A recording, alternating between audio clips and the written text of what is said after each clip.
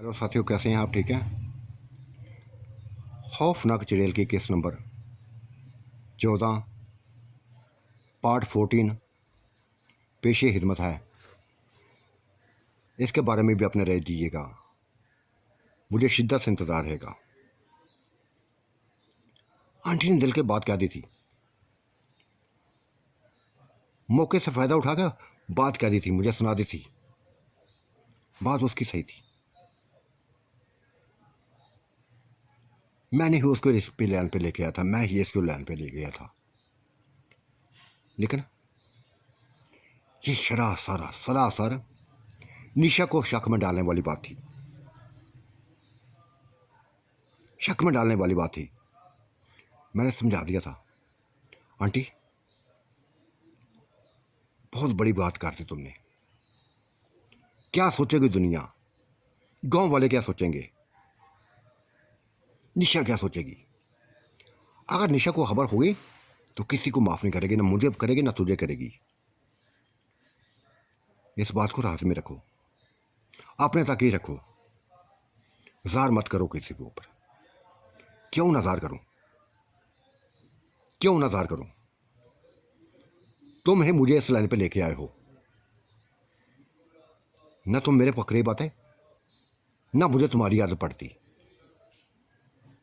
भूल गई हूं अपने आप को भूल गई हूं, अपने बुढ़ापे को भूल गई हूं। मुझे तुम चाहिए बस। मैं तुम्हें हासिल करना चाहती हूं। अगर तुम मेरे करीब ना हुए, अगर मेरी बात को ना माना, तो फिर गाँव वालों ने नशर कर दूंगी, फिर बदनाम कर दूंगी। फिर मत कहना, फिर मत कहना। उलझन में डाल दिया था आंटी ने, बेइंतहा उलझन में डाल दिया था। अगर उसकी बात ना मानता तो कुछ भी कर सकती थी। ब्लैकमेल तो मुझे कर रही थी वो। ब्लैकमेल करते ही वो लस्सें हासिल करती थी मुझसे, हर रोज़ लस्सें हासिल करती थी। यूँ जैसे मेरी वो बीवी बन गई हो। ऐसे बस मेरे ऊपर हुक्म चलाती थी।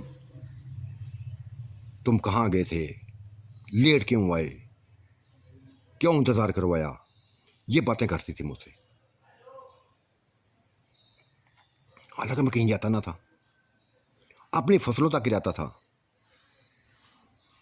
कहीं जाता भी क्यों? मुझे बाहर काम क्या था? सभी कुछ तो मिलता जा रहा था। ये सभी कुछ निशा करती थी, वही लाला के देती थी, वही लाला के देती थी। खाने पीने की कमी ना थी, किसी चीज़ की कमी ना थी। और फिर एक रोज़ निशा को अच्छी हालत में देखकर, अच्छे मूड में देखकर मैंने कह दिया था, निशा आंटी पर मुझे बड़ा तरस आता है। अकेली रह गई है बेचारी, और ये अकेली तुम्हारी वजह से हुई है ना। तुम इन के बेटों की ज़िंदगी छीनती, ना ये अकेली होती। गहरी सांस ली थी उसने। क्या तुम भी ऐसे कपासे कर रहे हो? कोई तुम्हारी इज्जत के साथ खेले, तुम्हारी बीवी पर नज़र रखे, गंदी नज़र रखे, तो क्या मैं माफ़ कर दूँ उसको? ये मुझसे बर्दाश्त नहीं होगा, ना करूँगी बर्दाश्त। हाँ, अगर आंटी आपको अकेला समझती है, अपने आप को अकेला महसूस करती है, तो ले आओ, इसी घर में ले आओ। अकेला ना रहने दो उसको। मैं तो ऐसी बात नहीं करूँगा। क्यों करूँ? तुम खुद ही जाके कर लो, मना लो आंटी को। अगर वो मानती तो मना लो, कर लूँगी बात, खुद ही कर लूँगी, कर लूँगी बात। लेकिन सजा दे के बात को याद रखना, आंटी की बातों ने मुझे उलझन में डाला हुआ है। ये जो कुछ मेरे साथ हुआ है, मेरे साथ जो कुछ हुआ, ये शायद तुम्हारी वजह से हुआ है। तुम्हारी आंटी की बातों ने मुझे शक में डाला हुआ है। अगर मुझे पता चल गया कि तुम ऐसे हो, मेरी आंखों में धूल डाले झांक रहे हो, तो फिर माफ नहीं करूंगी, तूफान बन जाऊंगी। और शायद तुम जानते हो कि तूफान बनना मेरे लिए कोई बड़ी बात नहीं है। 1 मिनट से पहले पहले तो बहुत बर्बाद कर दूंगी, कोठियों की कोठियां गिरा दूंगी। अपनी जिंदगी पर फख्र मत करो, ना कभी सोचना ऐसा। तबाह कर दूंगी सभी कुछ। ये खुली धमकी थी जो उसने दे दी थी, और यह सिर्फ धमकी ना थी, ऐसा कर सकती थी, वो कर सकती थी। जानता था मैं उसको, ये तो मामूली काम था, बेइंतहा काम कर सकती थी, बड़े बड़े काम कर सकती थी वो।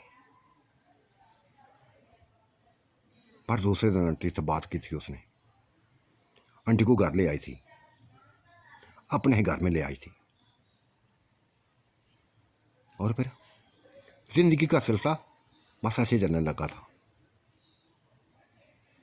वो कि उसकी कोठी उसकी वीरान हो गई थी, लेकिन मैं जाता था, उसको मुकम्मल तो मैंने करना था। जब मैं जाता आंटी भी पीछे आ जाती, और फिर एंजॉय करते थे, खूब एंजॉय करते थे। आंटी एंजॉय कराती थी, जानबूझ के करवाती थी, अपने करीब रखना चाहती थी, निशा से दूर रखना चाहती थी। ठीक है ना, ये निशा ने में जब से उसके अंदर बच्चे की बस निशानदेही हुई थी, तब उसने मुझे दूर कर दिया था। कह दिया था मुझे उसने कि देखो सजाद, हमारी महलूक में ऐसा चलता है कि जब औरत के पेट में बच्चा हो तो फिर मर्द को करीब नहीं आने देती। तुम्हें सब्र करना पड़ेगा, बर्दाश्त करना पड़ेगा, जैसे मैं बर्दाश्त करूंगी। हाँ, बच्चा पैदा हो जाए फिर जो मर्जी कर लेना, तब तक बर्दाश्त करते रहना। और ये मैं बर्दाश्त कर रहा था उसके लिए, तो उसकी नजरों की सोचों में बर्दाश्त कर रहा था मैं, लेकिन अंदर खाते में जो कर रहा था मैं, वो मैं जानता था, ये आंटी जानती थी। वाकई उसको बेवकूफ बनाया हुआ था हमने।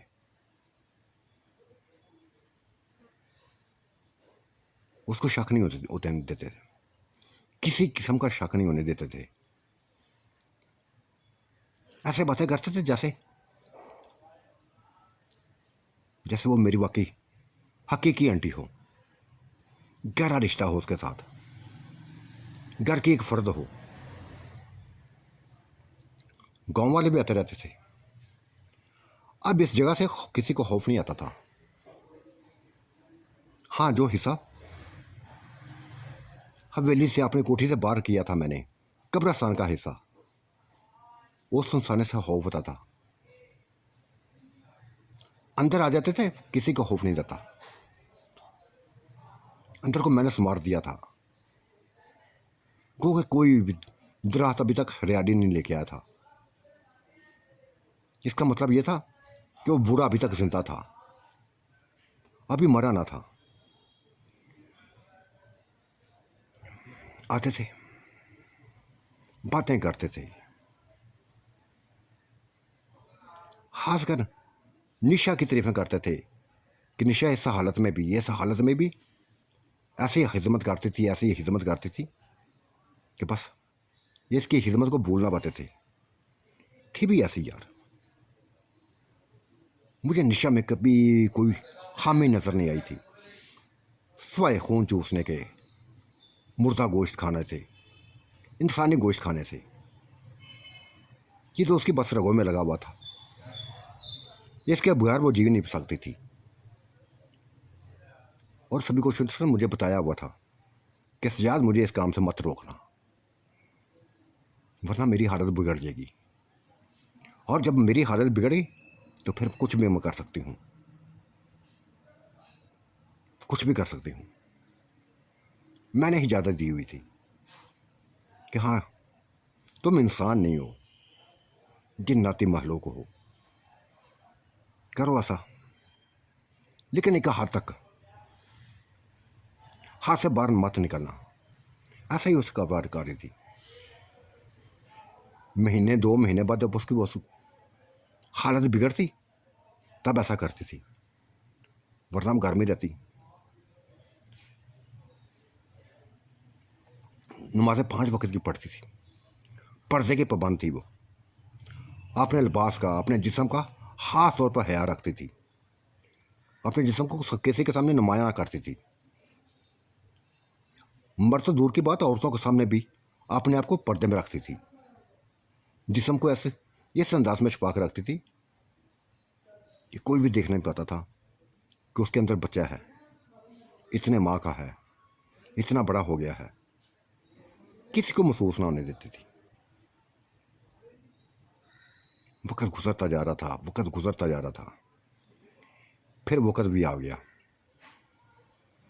जब उसके बच्चे ने, मेरे बच्चे ने दुनिया में आना था। आंटी को उसको 5 महीने छोड़ दिया था। नहायत बुरी उसकी हालत हो गई थी।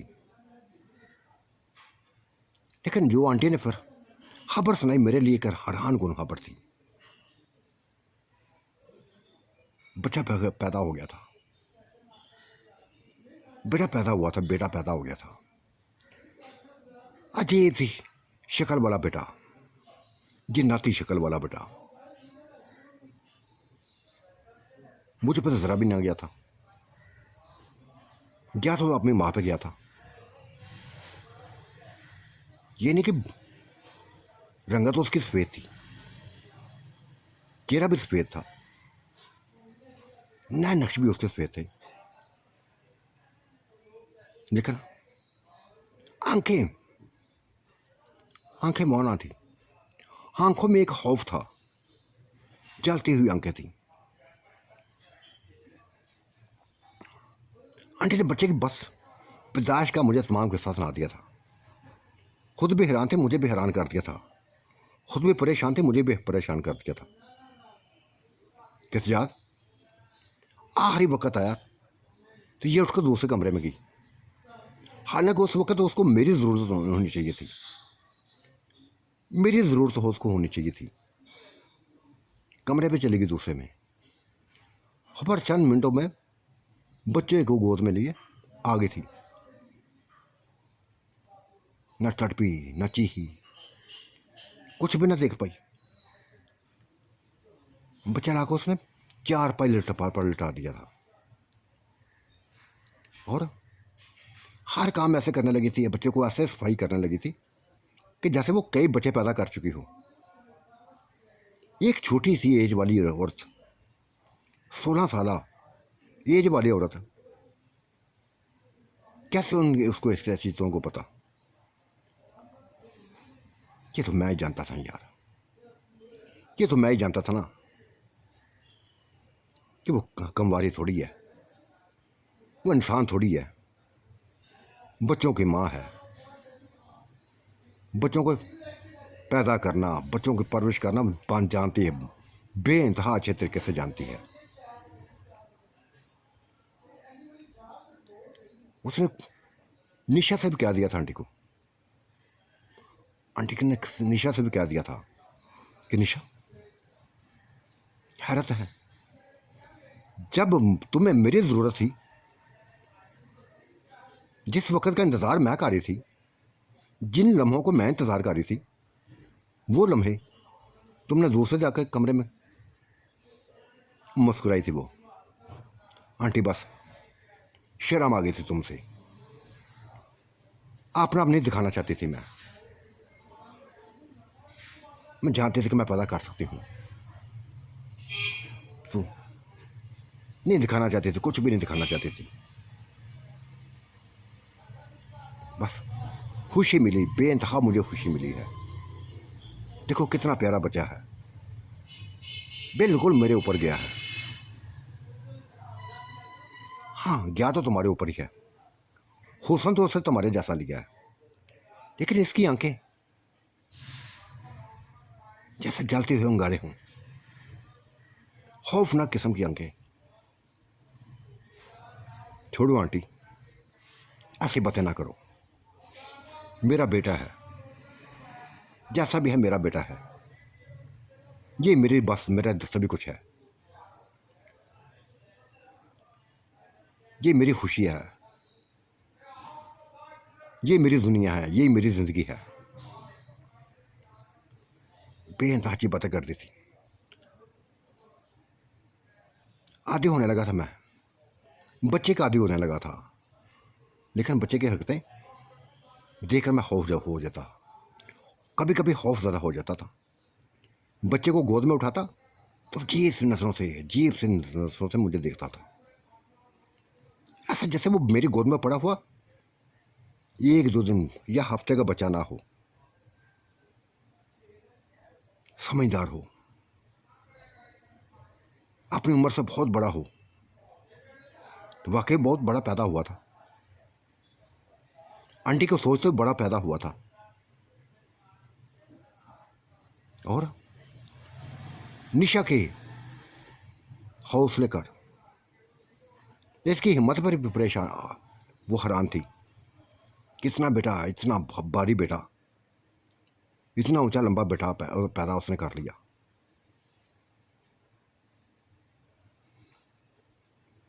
ये सभी कुछ तो होता था, हुआ था, लेकिन मुझे पता था कि ये जिन्नात का बेटा है, बिल्कुल माँ पे गया है। ऐसी ऐसी हरकतें करता था, ऐसी ऐसी हरकतें करता था बच्चा कि मैं देखकर खौफजदा हो जाता था। अपने झूले में लेटा होता, जब मैं करीब आता, जब उसके सामने आता तो गर्दन घुमाकर मेरी तरफ देखता, जलती हुई नजरों से देखता। मैं काम जाता, खौफजदा हो जाता, जिस तरह मैं खौफजदा होता था। उसकी माँ ना होती थी, आंटी भी ना होती थी। आंटी के सामने वो नॉर्मल रहता था।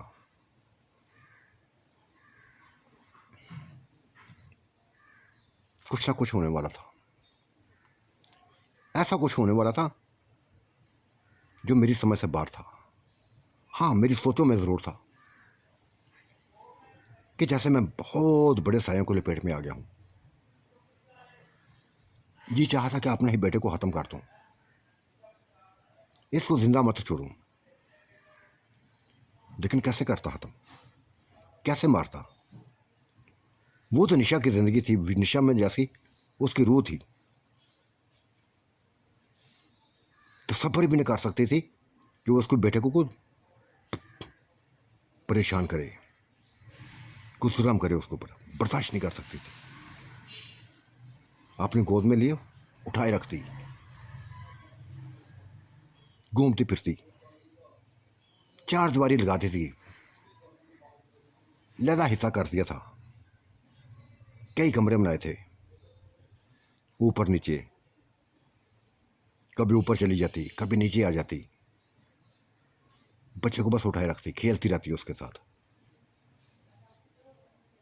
जब मुझे बच्चा पकड़ाती तो बस अजीब सी हालत में, अजीब सी कंडीशन मुझे दिखता, मुझे खौफ हो जाता, उससे काम करा जाता।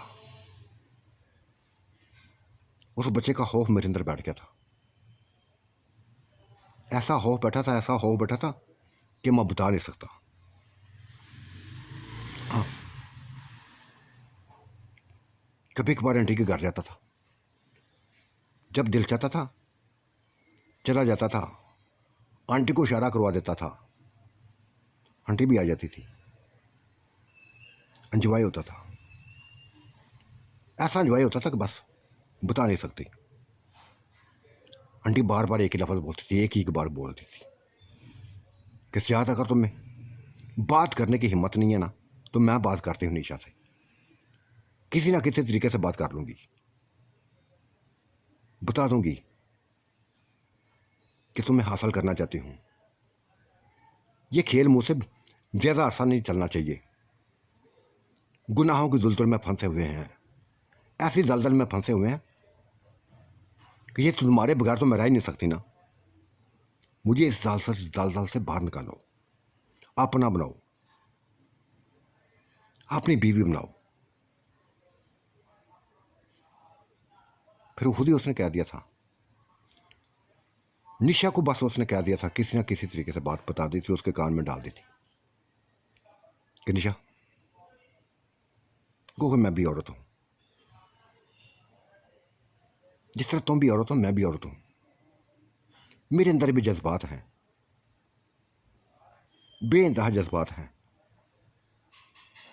जो तुम दोनों को एक साथ देखकर मजीद उबार लेते हैं, मेरे अंदर हलचल पैदा कर देते हैं। और मैं कोई गलत काम नहीं करना चाहती, गलत काम में नहीं पढ़ना चाहती, कोई ऐसा काम नहीं करना चाहती जो शैतानी काम हो। तुम दोनों को एक साथ हंसता मुस्कुराता देखकर, एक दूसरे में खोया हुआ देखकर मेरे अंदर भी तमन्नाएं पैदा हो जाती है शुरू, कई सोचें आ जाती हैं।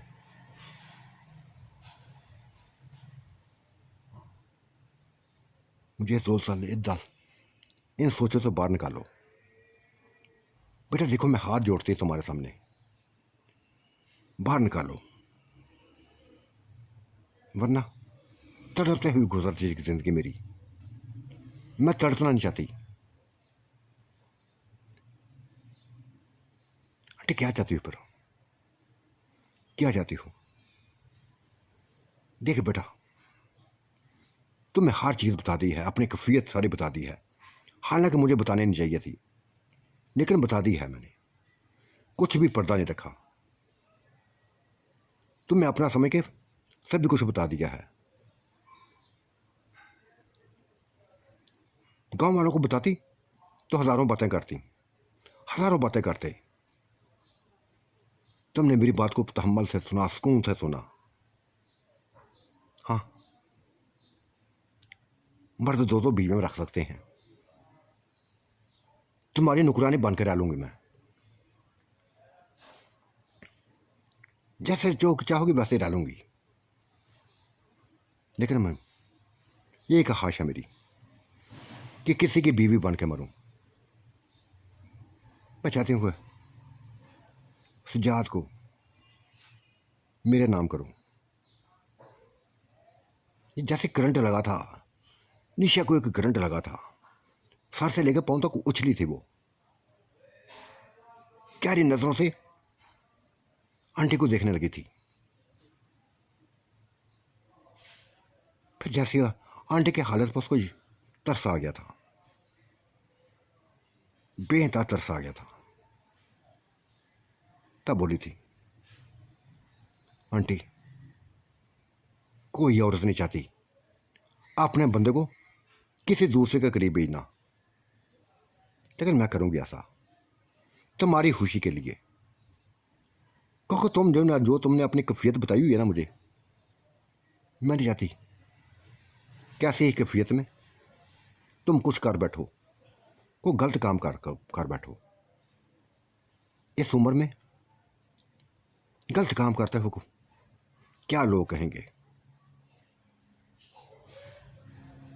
मेरे कान तक निशा ने यह बात पहुंचा दी थी, कह दिया था कि देख सजाद, ये मेरी ख्वाहिश को पूरा करो, मैं आंटी को तुम्हारा बनाना चाहती हूं, करीब करना चाहती हूं तुम्हारे, इनकार मत करना, इनकार मत करना। मुझे क्या त्रास था, मेरे अंदर तो खुशी की लहरें उठने लगी थी, लेकिन मैं उसको बताने के लिए बस अजीब सी बात करने लगा था, अजीब बात करने की कि निशा मैंने कभी ऐसी सोच में देखा भी नहीं था, ये तो मेरी आंटी है, ये है वो है वो है। उसने कहा जो भी था, जो भी है, बस तुम्हें इसको अपनाना पड़ेगा, मेरे लिए अपनाना पड़ेगा। और फिर यहां पर पूरे गांव में फैल गई थी, हर किसी तक खबर फैल गई थी। किसी को क्या एतराज होता, क्यों इतराज़ करते लोग? ये एक औरत की ख्वाहिश थी, ये एक औरत की ख्वाहिश थी। शादी करना कोई गुनाह थोड़ी है। मान गए थे, निकाह हो गया था मेरा, आंटी से मेरा निकाह हो गया था। तो साथियों, आज का मंजरनामा कैसा लगा? अपनी राय से नवाजी का। अल्लाह आपका निगहबान, मेरा भी निगहबान। अल्लाह हाफिज़, बाय बाय।